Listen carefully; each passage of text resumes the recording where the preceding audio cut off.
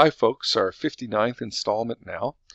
Still in Unit 7, Chapter 6, Section 6.1. I'm going to do some practice questions about the effects of changing the parameters or the values of b and c in the equation y equals ax squared plus bx plus c. And sort of mix some of that a stuff in there too now when we get to some questions. First one says, which equation corresponds to the graph shown? Okay, so some of the key features that we look for in any graph are, is there a way for us to tell much about the vertex here? Or is there a way for us to take a look at this and talk about the y-intercept or the direction of opening? Those are some of the quick ones that'll get you some answers. And I can tell right away, if we think about, let's say, direction of opening first, we can see that this graph very obviously opens downward. So we know that the value of a has to be negative, so we can eliminate those two guys right off the bat. So a and b are the only options. Second thing I notice here, I can't read the vertex very well, so I'm going to look at the y-intercept, which is at positive 2.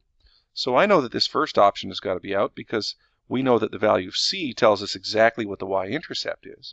And in this case, we have a y-intercept that's positive 2, so it's got to be this one. So b is the only correct answer for this question. All right, next. It says explain how each of the parameters in the equation y equals ax squared plus bx plus c affects the vertex, the axis of symmetry, the direction of opening, and the y-intercept. Now, it's possible for us to say for any one of these that it doesn't affect it, but we'll make some notes about what it does. First of all, does varying the value of a affect the vertex?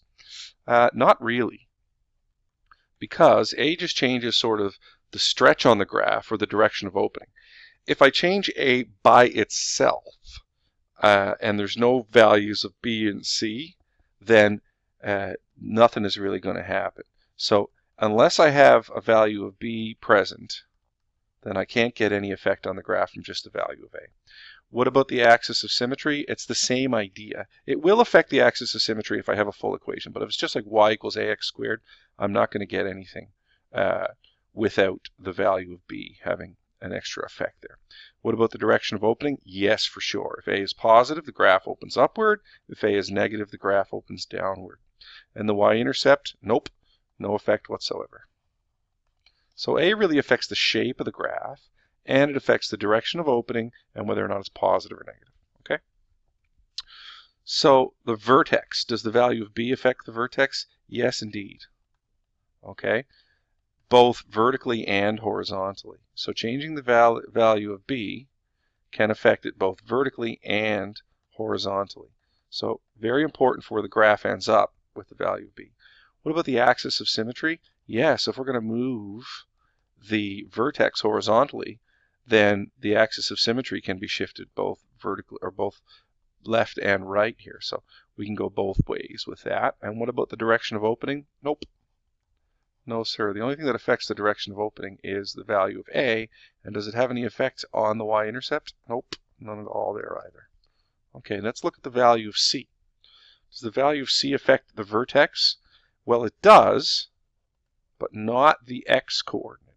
Okay, the value of c only shifts the graph up and down, so it will only affect the y-coordinate of the vertex.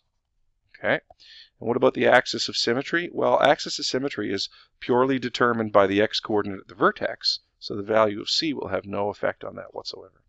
The direction of opening, no effect there at all. And what about the y-intercept? Yes, indeed. The value of c is, in fact, your y-intercept. So we know that 0, c is, in fact, our y-intercept. So that's an important thing to take note of. So that's a quick summary, kind of a question to get at some instruction more or less, but a quick summary of all the things, might be a good assignment question or something, all the things that we see that have the effect on the properties of the graph of a quadratic. So both b and c change the position of the graph, but not the shape or direction of opening. Varying the value of b moves the graph vertically and horizontally. The value of b affects the x and y coordinates of the vertex and the location of the axis of symmetry. And varying the value of c moves the graph vertically only, so up and down, and it gives you the y coordinate of the vertex. And in fact, when we're in standard form, the y coordinate of the vertex is exactly just c. Okay? Hope you find that helpful. See you in the next one.